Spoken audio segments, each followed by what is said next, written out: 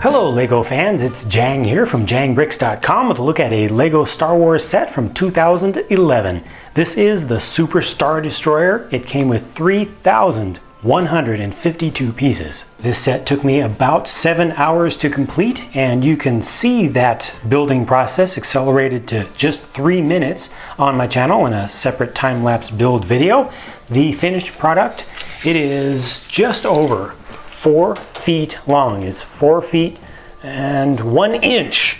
It is one of the larger sets LEGO has done, and yet it is actually rendered in mini scale, you might say. This right here says it all. This is scaled to the Super Star Destroyer. It is a regular Imperial or Imperator class Star Destroyer, and you see just in comparison how small that ends up being. Yeah, that's the real deal. The ship is built on a base of plates for the most part, and then it has a rigid backbone structure to it for structural support to hold it up on its stands. The side pieces are assembled each all together, so you get 2 major side pieces that give you most of the outer surface that you see when it's on display.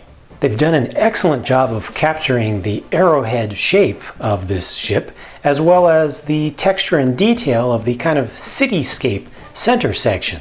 This is effectively all greebling with very few specific things represented by the shapes and pieces used here. Though you can see some of the dark gray, the dark bluish gray 1x1 plates or tiles with clips on the top as being various defense turrets, turbo laser batteries and such. Also important and recognizable is the bridge section, complete with the 2 shield generator orbs out on its sides. Positively comical just how small that is though, right there. This is my favorite view of the model though. Taking a look at the engines from the underside. You can see that they got the correct number of engines in there, and they're pretty much the right size. I really appreciate the work that went into detailing these angles that are very rarely seen. You can even get farther under there and see even more intentional greebling.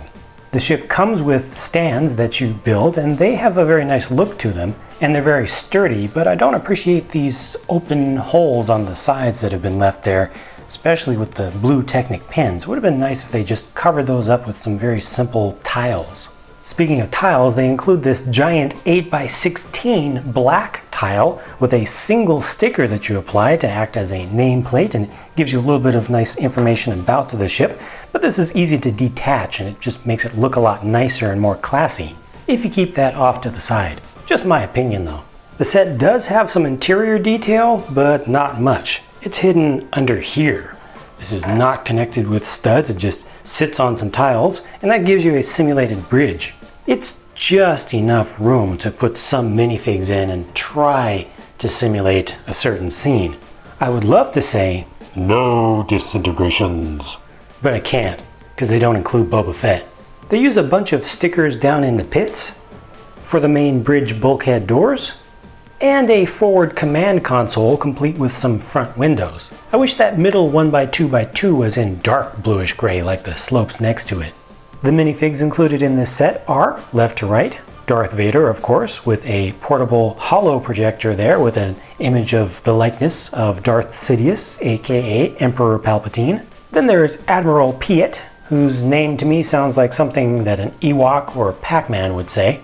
The dangerous assassin droid IG-88, a cocky scoundrel known as Dengar, and then Bosk, straight out of the Land of the Lost original TV series. It's a nice little selection of figures with some nice prints, and I especially like and appreciate the head mold of Bosk down at the end. Also the printing or painting details on them are nice. There's just a tremendous amount of authenticity and believability to that mold. Almost doesn't look like it fits in with the rest of LEGO stuff. There's a look at the lot from the back, but we need to take some stuff off to see the rest of the prints. There goes Dengar without his hiking gear on his back. And you see Darth Vader has no print on the back here because you usually never see this side of him. But there you can see a look at his face at least. There's also a little bit better look at Emperor in a bottle. What all can I say about this set? It pretty much speaks for itself. It's a fairly epic model of a fairly epic, well-known sci-fi battleship. It has almost no play value, but that's perfectly fine. It's a display model. It's meant to be looked at. The way I see it, the inclusion of minifigures is purely a bonus and was not necessary. I usually take new sets apart when I'm done reviewing them so that I can use their parts for custom creations, but that is not going to happen with the Super Star Destroyer. I like this thing too much exactly how it is, and my wife and I already have the perfect spot reserved for it.